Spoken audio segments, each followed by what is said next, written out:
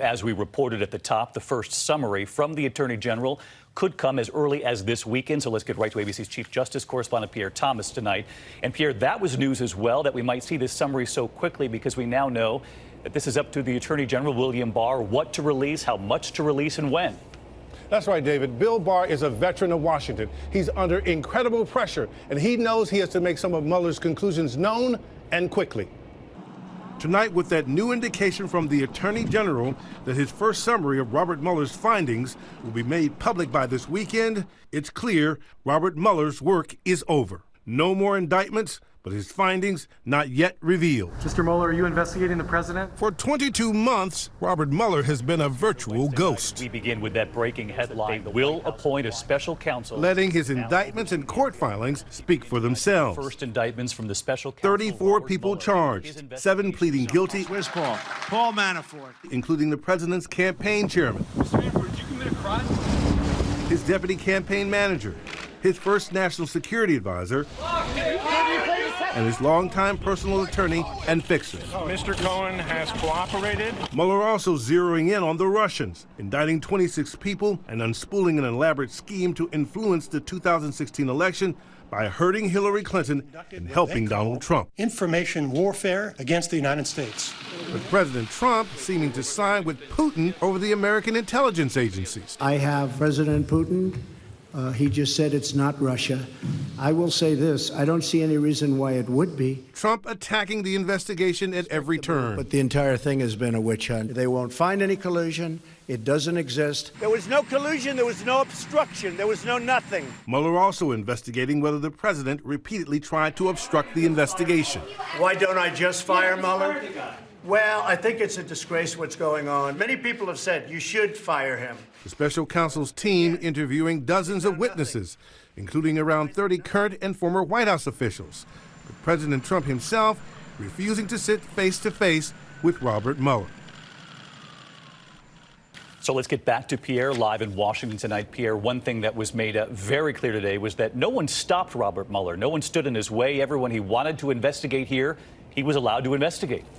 That's right, David. Barr made clear that Mueller was a complete professional, and there was no lead that he wanted to pursue where he was told no, David. That was really important. All right, Pierre Thomas, our thanks to you as well tonight. Let's get right to ABC's chief legal analyst, Dan Abrams, who's been following this with us all this afternoon. First off, no new indictments, crystal clear from the Department of Justice. Some are going to wonder, does that include any potential sealed indictments left to be open? I think no new indictments means no new indictments. I don't think this is a semantics game. Okay, what about the other investigations that have been sent elsewhere that we're already reporting on? Those are going to continue in New York and Washington, D.C., but what's different now is that ultimately those people report directly to William Barr, the Attorney General.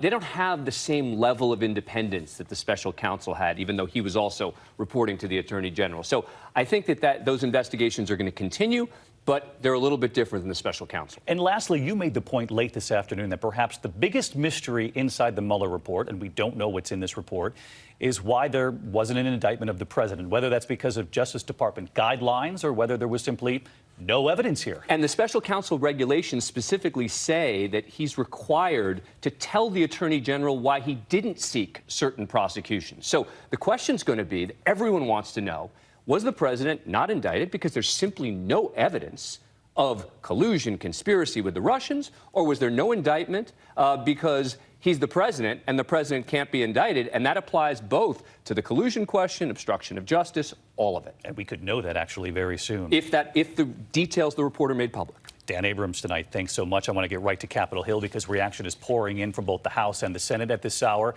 Of course, it was just last week the House voted overwhelmingly, Republicans and Democrats, to make the Mueller report public.